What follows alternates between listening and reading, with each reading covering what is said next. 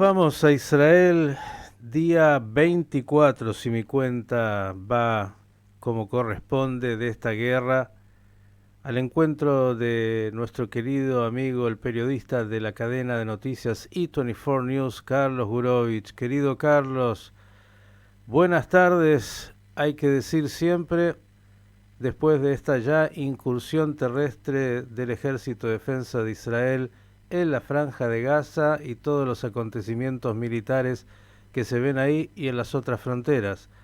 ¿Qué nos cuentas? Bueno, hagamos, buen día, Miki, y a toda la audiencia de Radio High, hagamos un poco de orden en lo que viene pasando.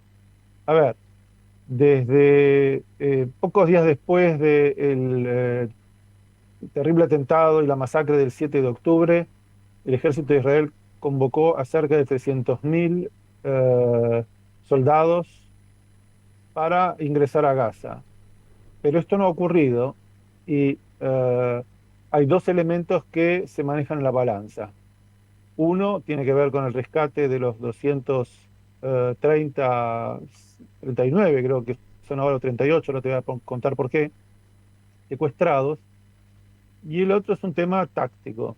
Yo creo que ambos tienen relación. El tema táctico influye sobre el otro. El tema táctico es, Israel sí ha comenzado a ingresar a Gaza, hemos visto tanques ya a las entradas de la ciudad de Gaza, pero lo está haciendo de una manera tipo cerco, un cerco como se hacía en la Edad Media, viste, que cercaban las ciudades, tratando de que éstas agoten sus insumos y en algún momento no puedan resistir más.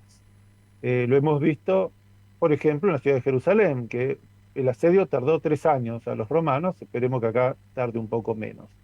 Pero esto tiene que ver con que mientras por un lado se presiona intensamente a Hamas, al mismo tiempo se sigue buscando una solución que permita sacar a los secuestrados, de los cuales hoy, lamentablemente, tengo que informar que Shani Luk, ciudadana israelí con pasaporte alemán, que había sido vista llevada en una de las camionetas secuestrada de la fiesta de la paz, el raid que hubo al lado de la Franja de Gaza, fue encontrada muerta y el vocero de la CFDI no quiso describir en qué estado estaba su cuerpo. Lo digo sabiendo que estamos en un horario en donde quizás hay jóvenes y niños que escuchan, pero bueno, esa es la realidad de con quienes Israel se está enfrentando. Eh, esta mañana hubo también un intento de acuchillar o acuchillaron a un gendarme en Jerusalén, que el intento fue abatido. Lo que plantea la pregunta es si Jerusalén Este va a tomar su voz, una especie de intifada, dentro de Israel, cosa que hasta ahora no ha venido ocurriendo. Y no hablo de los árabes israelíes, que dentro de todo se han visto conmovidos y la mayoría apoya la lucha contra el Hamas porque ellos creen que no estarían exentos de ser eliminados cuando en el mundo entero todos aquellos que salen a apoyar al Hamas gritan desde la montaña hasta el mar. O sea, ellos también tendrían que salir nadando, como todos nosotros, o someterse a estar frente a un paredón de fusilamiento. Elija cada uno la mejor manera. Yo prefiero la del mar, por lo menos nadas un rato. Em, y luego hubo un operativo en Jenin también. Mientras todos creían que el ejército de Israel está ocupado en el sur, los muchachos de Jenin, los terroristas de Jenin, pusieron bajo el asfalto de la avenida principal, por donde generalmente entran las fuerzas de Israel, un camino de bombas. Y ayer entró lo que se llama un D9, que son esos tractores gigantescos que tiene el ejército, y simplemente les levantó todo el asfalto. Le dijo, muchachos, no se jode. Y les tiraron abajo como una estatua que tenían una especie de arco, que era como el arco de bienvenida al Jenin Terrorist Land, para decirles, basta, nosotros vamos a seguir activando aquí, buscando terroristas, a todo aquel que levante un arma no va a quedar impune. Y después tengo dos temas así misceláneos antes de que llegue la etapa de tus preguntas, que es lo que pasó ayer en Daguestán, no sé si ustedes lo han comentado, el pogrom, en donde un avión que llegó de Tel Aviv, hordas de musulmanes sedientos de sangre quisieron hasta entrar adentro del avión para buscar si había algún judío y lincharlo, que realmente pone en cuestionamiento la presencia de los judíos en cualquier lugar del mundo, porque en definitiva estos estaban fanáticos por matarte, otros te ponen bombas en la sede de las instituciones judías, hay que ver qué es lo mejor. Y lo último, para terminar con un poco de optimismo, una sonrisa, en Natania ayer, en un café, a un niño le estaban festejando el cumpleaños y se explotó un globo. Todo el mundo salió corriendo. Como que hay una alta sensibilidad en la población de Israel. Por un lado es jocoso, por otro lado es terriblemente doloroso. Carlos, preguntas dijiste, algunas que tienen que ver, o todas, con el terreno militar. También hemos visto en el norte, con el Hezbollah, con el intercambio de fuego, desgraciadamente también volcó un, entiendo, tanque Un tanque. israelí, perdió la vida un soldado y dos quedaron heridos, pero además hay fuego cruzado también con Siria, donde ahí los Estados Unidos están haciendo su parte en términos militares. Digo, el desafío militar, ya con la incursión de algunas tropas israelíes en Gaza y todos los otros frentes, parece bastante complejo. No se ve, por lo menos desde aquí, nada simple. Y ahora te quiero llevar, además de lo militar, a algo que tiene que ver con la política, porque ya empieza a haber agitación en Israel. Un tuit del primer ministro donde quiso de alguna manera, bueno, poner la carga de la responsabilidad sobre los mandos militares por lo que no se supo, trajo, bueno, repercusión inmediata. Gantz, que le pidió que se retractara, y eso lo hizo borrando ese tuit. Bueno, situaciones como estas. Vimos también una manifestación de israelíes en Tel Aviv, muchos realmente con una postura incluso contraria a toda la operación militar. ¿Qué nos cuentas? Bueno, empecemos por el lado de la política israelí. A ver, ya el comandante en jefe de Israel dijo, yo soy responsable. El comandante de inteligencia de Israel dijo, yo soy responsable. El primer ministro de Israel dijo, yo no soy responsable. ¿Perdón? Eh, es como aquella publicidad que yo veía cuando era joven: perdimos 7-0, pero merecíamos el empate. O sea, estabas en el arco, querido. Es tu gobierno, como dicen en Argentina, estuvo. Eh, pero es una cualidad de Netanyahu. Vale la pena Eh, decir, nada más, perdón la interrupción, ¿no? Que no es tu gobierno, sino que de los últimos, si mi memoria más o menos funciona, 27 años, excepto uno, fue su gobierno. sí, bueno, Netanyahu es el primer ministro con mayor trayectoria en el poder. Él lo que dice es lo siguiente: miren, a mí me informaron mal. Los que metieron la pata son todos los del ejército. Si me hubieran dicho las cosas como eran de verdad, yo hubiese tomado las decisiones correctas. Cuac, que vienen avisando de esto hace rato, por haber abierto la boca. El actual ministro de Defensa, Gallant, lo echaste del gobierno y a pedido del público lo tuviste que devolver a su lugar. O sea, el tema es el personaje. No hablemos del primer gobierno. Hoy en Israel la gente tiene más confianza en aquellos que nos ayudamos uno a otro, tanto en lo social como en lo ciudadano, que en las decisiones que toma el gobierno, sacando el tema que tiene que ver con lo militar, que por suerte está Gantz y están Eisenkot, dos ex comandantes en jefe del ejército, para decirle a Netanyahu lo que tiene que hacer, porque realmente si no, creo que ya no haría falta que los palestinos nos quieran echar. Todos pensaríamos que bajo el gobierno de Netanyahu en estas condiciones mejor realmente empezar a nadar hacia Chipre o algún otro lugar. O sea, Netanyahu sabe, siente, percibe que ha perdido el respaldo, no el apoyo. Ya no es una cuestión de su partido, hay un apoyo popular que no lo sostiene. Y vuelvo a repetir, la única imagen con la que él va a poder salir de esto caminando, por decirlo de alguna manera, es: aquí están las llaves, le ganamos al Hamas, ahora búsquense otro. Y es más, hoy Jaime Alín, viste que yo siempre digo, yo no soy profeta. Sabemos que las profecías se las dieron a los locos y a los idiotas cuando terminaron de escribir el Tanaj.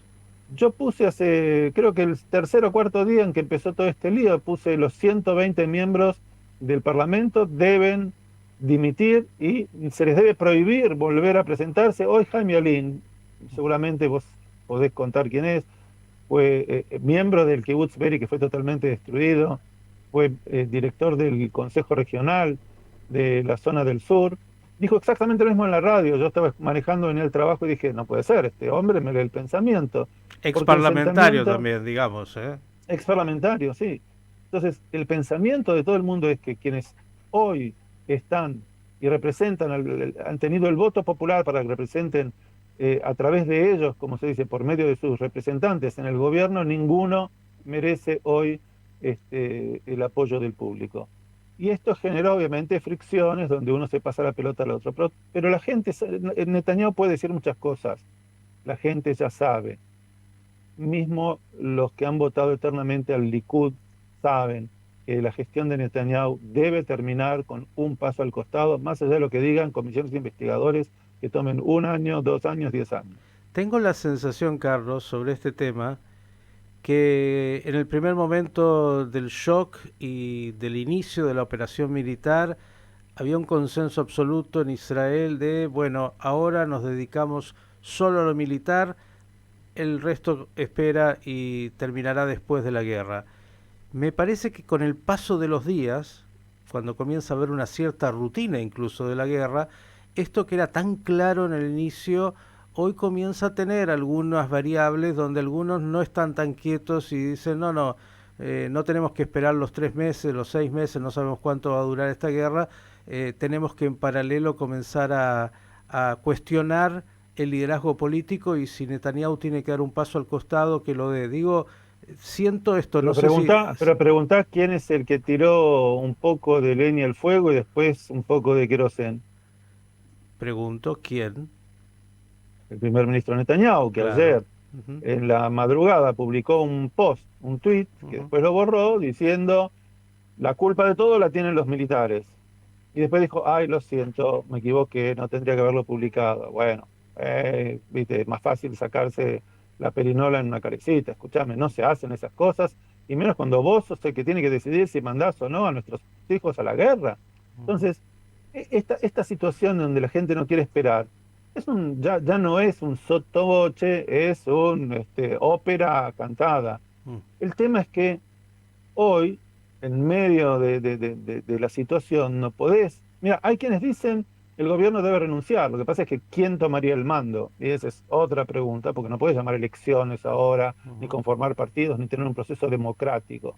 Entonces no te queda mayor alternativa que, entre comillas, bancártelo a Netanyahu, con Gallant como ministro de Defensa, a quien se le tiene cierto respeto, y Gantz, que es como el equilibrio, es el contrapeso a Netanyahu, Ujú. independientemente de si en el futuro, como digo yo, a mi entender, ninguno debería presentarse, pero supongamos que se presente, sería como el que mayor confianza la gente hoy le tiene, por decir de alguna manera, de los tres que conducen el país. Digamos que hay hoy un gobierno de guerra, esta es la realidad, un De gobierno de emergencia, es emergencia un de... gobierno de emergencia por la Mm, guerra. ujú.